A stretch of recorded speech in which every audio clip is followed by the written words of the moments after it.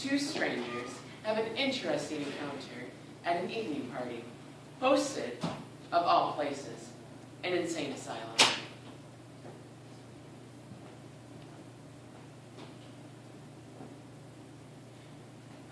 Well, I have had about enough of this.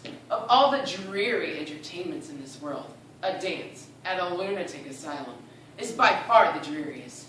What a fool I was to come. Tom Adams said I would find it such splendid fun to listen to the strange delusions of the patients.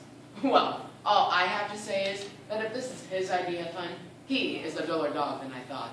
God, they're just about as amusing as old Uncle Timothy's gouty symptoms. What bores me so terribly is their want of originality. They have but a few, half-dozen or so fancies between themselves in copying others' words and business like a lot of understudies. To all the other horrors of madness, they add monotony. Well, let's see. I danced with no less than 3 empresses of China, each of whom offered to share with me the throne of the celestial empire. 4 of my partners announced themselves queens of the air and implored me to go up on the roof where we will wing our flight to the sunny south. While the only one who seemed to have a line of business all to herself was my last partner, who flew into a terrific rage directly as I approached her because I had, she said, borrowed her nose, took it to an evening party, and hadn't returned it, as she manifested a strong desire to regain possession of her lost property by main force. I thought it best to leave her and seek seclusion here. How refreshing is this quiet after the noise and glare of the rooms below and the ceaseless babblings of insanity. I'm tired, quite sleepy, in fact,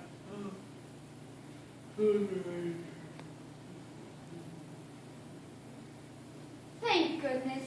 Here's an empty room where I can rest for a while. Oh, why did Aunt Maria bring me to this ghastly, gruesome function? My head's in a perfect whirl. Dr. Adams assured me that all my partners would be quite harmless. I suppose he meant by that they wouldn't try to murder me. And of course, that's some comfort. But their insane ramblings make my very flesh creep, and their vacant laughter. Oh, it's horrible, horrible. I wonder where I am. Oh, perhaps it's a padded room. No, there's nothing padded but the furniture. But suppose it be where the violent people are kept in chains and things. I don't think I'll stay. Good gracious! What's that? Oh, it's a groan. Some poor creature in a straight waistcoat which doesn't fit. Oh, what shall I do? I can't move. Job, just beginning to doze. Fancy I heard voices. Hello? Followed and found out. How do you do? I wonder who this distinguished character may be. A Lady Macbeth or a Queen of Campbell Islands. Where am I? Oh, he's taken his waistcoat off. I hope he isn't violent. I suppose I should address her in the usual humoring fashion. Pardon me, are you looking for anyone? Alexander the Great or Hamlet, Prince of Denmark? I knew it. He's mad. I miss humor him and get away. Yes, I am engaged to Hamlet for the next dance. Have you seen him? Just this moment left him. We have been sitting up on the North Pole, tossing for chocolate drops and making enamel paint. Really? Do you know what it's made out of? Oh, no. I mean, yes. Yes? No. I mean, no. Well, I'll tell you, it's a dark and gruesome mystery. Blacking, Banbury cakes, bullseye in the declining rays of the evening sun. I have thoroughly mastered the language of the country. That dreadful, insane laughter. How shall I get away? Would you mind accompanying me in search of my partner? Get down to dance? Not if I know it. Pray excuse me, but I am expecting a visit from the Queen of Sheba and the Archbishop of Canterbury, who are coming to offer me the Chiltern Hundreds. Stay with me and we shall share them. I'm getting along nicely. Oh dear, what ravings! Thank you, that's very kind of you. But I don't want any Chiltern Hundreds. I don't indeed. I shouldn't know what to do with them. Do with them? Wear them in your hair, or better still, have them warm for breakfast. He doesn't seem so very violent, but how piteous are his wanderings. Such a pleasant-looking fellow, too. This is an interesting case decidedly, for she has not said a word about her own line of business here. Perhaps she has a novelty. I'll find out. But tell me, what is your particular weakness? Fly through the air, anything of that sort, do you? Oh dear, no. I'm not insane.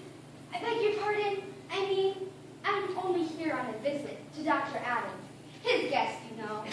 A guest? Poor creature, the same old story. Ah, a guest. Came here quite recently, I suppose. Yes, this evening. And I am afraid I must now be going. Goodbye. Wait, don't go yet. Tell me all about yourself. I must pretend to be mad, or he will resent it and become violent. I must remember some of the things I have heard this evening. Ah, I know. I am afraid I must be off. My balloon is waiting for me at the attic window. My swan balloon. Papa doesn't like birds to be kept waiting at night. That is distinctly a new idea. Never mind, Papa. Bother the birds. I will blow you home through my pea shooter. Thank you. That's very kind of you.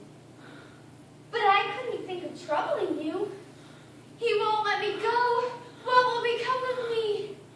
Ah, Dr. Adams said the other day that with these poor creatures, the power of the human eye is very great. I'll try it.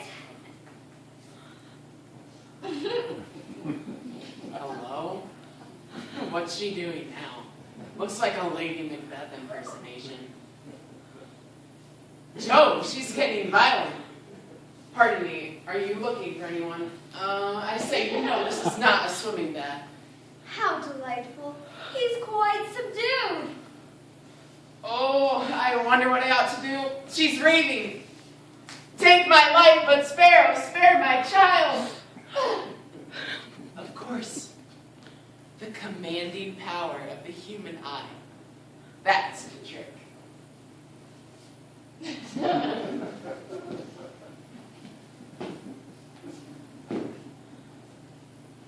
Capital.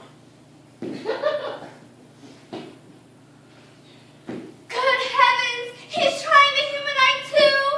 He knows the secret! It's all over with me!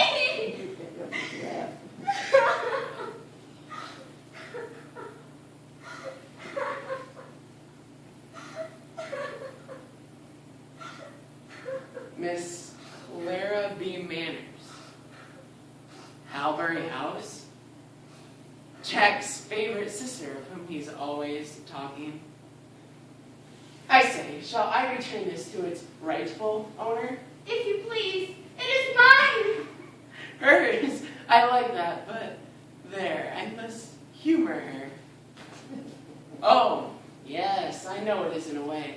Just as all the castles and moors belong to me in my proper character of Peter the Hermit. Although the outside world calls me George Fielding, and keeps me out of my rightful property. George Fielding.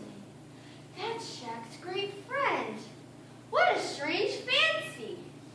But I assure you, my name is Clara Manners. And now that I look at her, she's uncommonly like Jack. His face bears a wonderful resemblance to Mr. Fielding's portrait in Jack's album. It's very curious. It's most extraordinary. But surely Miss Manners is not. Certainly Mr. Fielding isn't. I guess she doesn't look so very mad after all. Have I been making a fool of myself? I don't think he's altogether insane.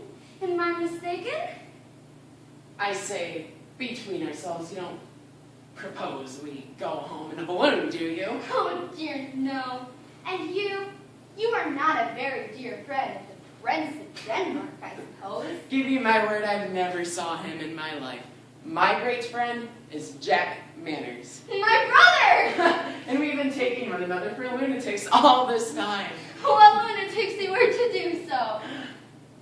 Well, now that we have established each other's individual sanity to the satisfaction of the other, suppose we go down, look for supper, and talk about Jack? With pleasure. And you shall tell me how to count. She'll turn hundreds.